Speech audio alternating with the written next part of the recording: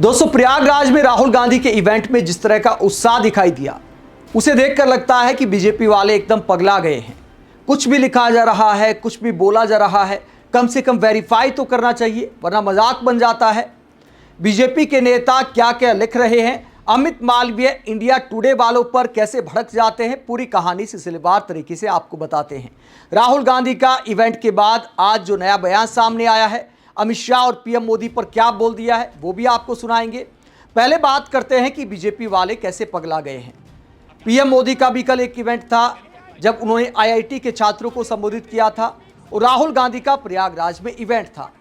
अब राहुल गांधी जब छात्रों के बीच जा रहे हैं, जन जी आंदोलन हो गया, तो पीएम मोदी को टेंशन है, बीजेपी वालों को टेंशन है कि सोशल मीडिया पर किसका नैरेटिव काम कर रहा है।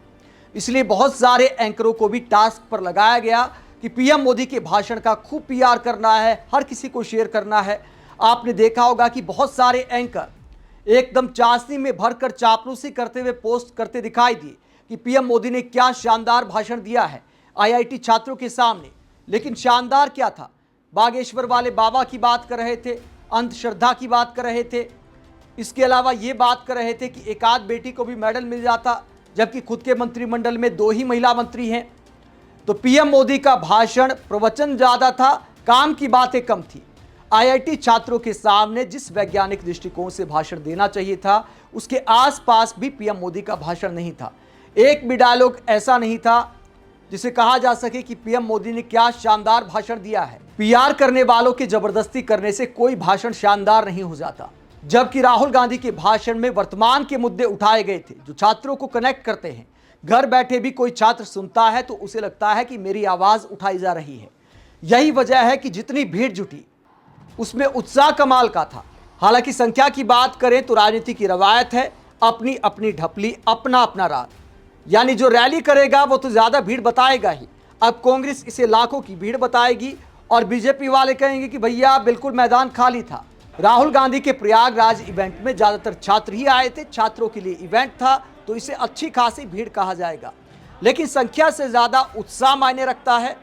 मतलब की बात यह होती है कि भीड़ मैनेज करके लाई गई होती है या अपने आप आई होती है। भीड़ का उत्साह इस बात को दिखाता है कि लोग सुनने आए हैं या मजबूरी में आए हैं। तो उत्साह कमाल का था। और इंडिया टुडे ने क्या दिखाया कि अमित मालवीय भड़क जाते हैं, उससे पहले आप सिद्धार्थनाथ सिंह को सुनिए। सिद्धार्थनाथ सिंह बीजेपी के नेता, पुराने नेता हैं, अनुभवी नेता हैं। क्या लिखते हैं, एकदम से पगला गए हैं। क्या लिखते हैं, प्रयागराज की पूर्व जनता ने आज एक बार फिर से मनोरंजन और गंभीर राजनीति के बीच का अंतर स्पष्ट कर दिया है। यानी राहुल गांधी का मजाक उड़ाते हुए कहते हैं कि मनोरंजन और गंभीर राजनीति के बीच का अंतर स्पष्ट कर दिया है। इस पोस्ट के माध्यम से बीजेपी नेता ने जनता का मनोरंजन जरूर कर दिया है। आगे कहते हैं, 3 महीने की तैयारी, करोड़ों का खर्च और 3 लाख की भीड़ का कांग्रेस का दावा खोखला साबित हुआ। राहुल गांधी की जनसभा में खाली कुर्सियां, दिशाहीन भाषण और स्थानीय जनता की बेरुखी साफ बताती है कि युवाओं और नागरिकों को अब खोखले वादों में कोई दिलचस्पी नहीं है। जनता केवल विकास और ठोस नीति को चुनती है, फोटो अप और फ्लॉप शो को नहीं। 2027 में भी सबका साथ सबका विकास का मंत्र ही चलेगा। लेकिन दोस्तों, यहां पर शब्द आप देखिए, राहुल गांधी की जनसभा में खाली कुर्सियां, खाली कुर्सियों का दावा करते हैं सिद्धार्थनाथ सिंह, पुराने नेता हैं। तो क्या आंख मूंद कर पोस्ट किया है, बिना इवेंट को देखे पोस्ट कर दिया कि भैया कुछ तो लिखना है लिख दे। खाली कुर्सियों की बात करते हैं, जबकि इवेंट में कुर्सियां लगी ही नहीं थी। जब कुर्सी ही नहीं थी तो खाली आखिरकार कहां से होंगी। तस्वीरें आपको दिखाते हैं, ये आप देखिए, यहां पर भीड़ आपको दिखाई दे रही। क्या आपको कहीं पर कोई कुर्सी दिखाई दे रही है? युवाओं की भीड़ में जो उत्साह दिखाई दे रहा है, पोस्टर दिखाई दे रहे हैं, युवाओं की अच्छी खासी तादाद दिखाई दे रही है, लेकिन कुर्सी आपको कहीं दिखाई नहीं देगी। जब कुर्सी ही नहीं थी तो खाली कैसे हो सकती हैं? अगर कुर्सियां होती तो फिर पूरा ग्राउंड पीछे तक आपको भरा नजर आता, क्योंकि जब कुर्सियां नहीं होती हैं तो छोटी जगह पर ही बहुत सारे लोग आ जाते हैं। अगर यही लोग कुर्सियों पर बैठते तो फिर दूर तक फैल जाते, फिर ये भीड़ और भी ज्यादा दिखाई देती। अगर ज्यादा ही भीड़ जबरदस्ती दिखानी होती तो कुर्सियों का इंतजाम भी किया जा सकता था।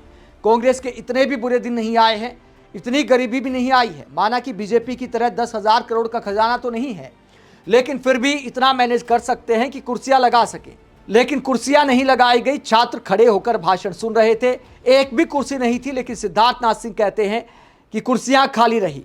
तो इस तरह मजाक बन जाता है। आप दूसरों का मजाक उड़ाते हो तो कम से कम आंखें खोलकर देखना तो चाहिए, एक बार क्रॉस चेक करना चाहिए।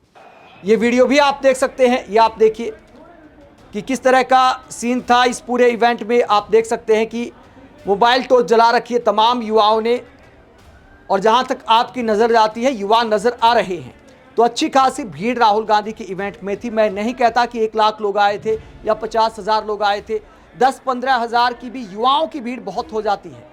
चुनावी रैली तो थी नहीं, छात्रों की गूंज थी, तो छात्र आए थे, तो बड़ी संख्या आप इसे मान सकते हैं। बारिश के बीच और मैदान में कीचड़ था, तो वो भी एक कारण हो जाता है। जब मौसम ऐसा होता है तो बहुत सारे लोग देर शाम घर से निकलते से बचते भी हैं, घर वाले भी रोकते हैं।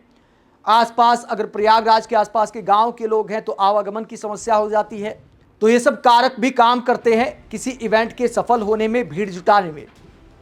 वहीं गिरिराज सिंह क्या कहते हैं, राहुल गांधी हर मुद्दे पर राजनीति खोज लेते हैं, लेकिन झारखंड में छात्रों का वास्तविक आंदोलन उन्हें दिखाई नहीं देता। दिन भर झूठ तो बोलते ही रहते हैं, कम से कम एक बार तो झारखंड भी हो आइए। सही मुद्दों पर आपका मुंह भले बंद हो, लेकिन झारखंड जाने के लिए ट्रेन और हवाई जहाज बंद नहीं है।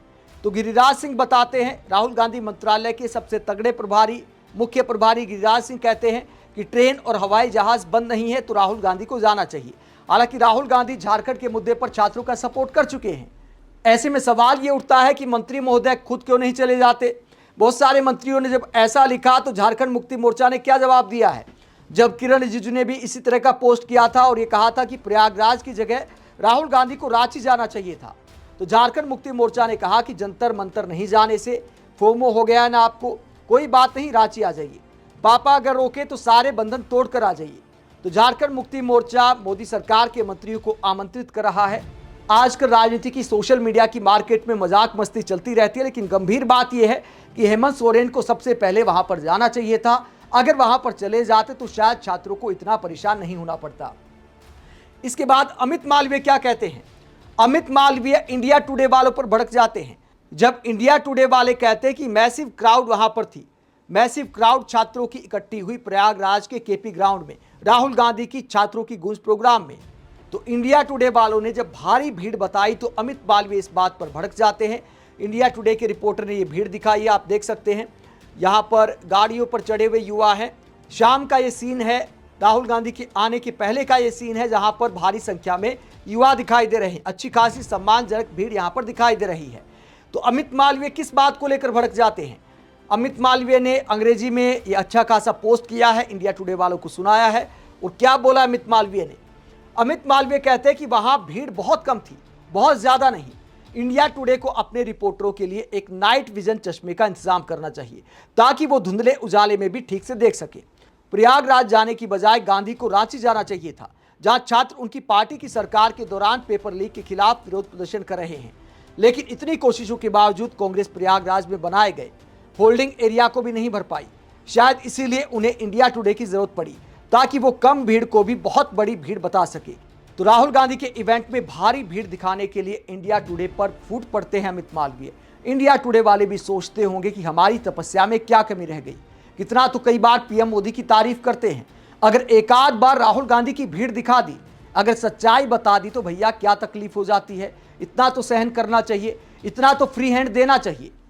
पीएम मोदी के लिए कितना कुछ करते हैं, उसके बावजूद इस तरह अमित मालवीय सुना रहे हैं। वहीं राहुल गांधी का क्या बयान सामने आया है। राहुल गांधी ने पोस्ट किया है, इस इवेंट के बाद राहुल गांधी पोस्ट करते हैं और कहते हैं, एक छात्र के साथ संवाद को लेकर राहुल गांधी सोशल मीडिया पर लिखते हैं, अब मेरे पास कोई रास्ता नहीं बचा। कल प्रयागराज में एक छात्र ने मुझसे यही कहा, सालों की तैयारी, घर की जमीन बेची, माँ बाप का कर्ज, और फिर भी हाथ में कुछ नहीं। ये हार उसकी नहीं है, ये उस व्यवस्था की हार है जिसने उसकी मेहनत का दाम देने से इनकार कर दिया। 13 दिन हो गए, गृह मंत्री अमित शाह के मुंह से एक शब्द नहीं निकला। मोदी जी माफी मांगने की जगह क्षमा बांट रहे हैं। अमित शाह जी, ये मत समझिए कि हम जवाबदेही मांगना बंद कर देंगे। राजधानी की सड़कों पर बच्चों पर लाठियां और पैरेड चले और आपने एक शब्द नहीं कहा। आज नहीं तो कल इस जुर्म का जवाब आपको देना ही पड़ेगा। छात्र देश की रोशनी है और मैं उनकी पूरी शक्ति के साथ खड़ा हूं। तो राहुल गांधी कहते हैं वो छात्रों के साथ खड़े हैं, अमित शाह और पीएम मोदी से जवाबदेही मांग रहे हैं। वहीं बीजेपी की बात करें तो बीजेपी इस कोशिश में जुटी है कि राहुल गांधी के कार्यक्रम को फ्लॉप बताया जाए। राहुल गांधी सहित विपक्षी नेताओं को तार्किक जवाब देने की बजाय बीजेपी वाले राहुल के इवेंट को फ्लॉप शो साबित करने में लगे हैं। आप इस पूरे मसले को लेकर क्या सोचते हैं, कमेंट बॉक्स में अपनी राय जरूर दें। साथ ही चैनल को सब्सक्राइब भी करें। नमस्कार।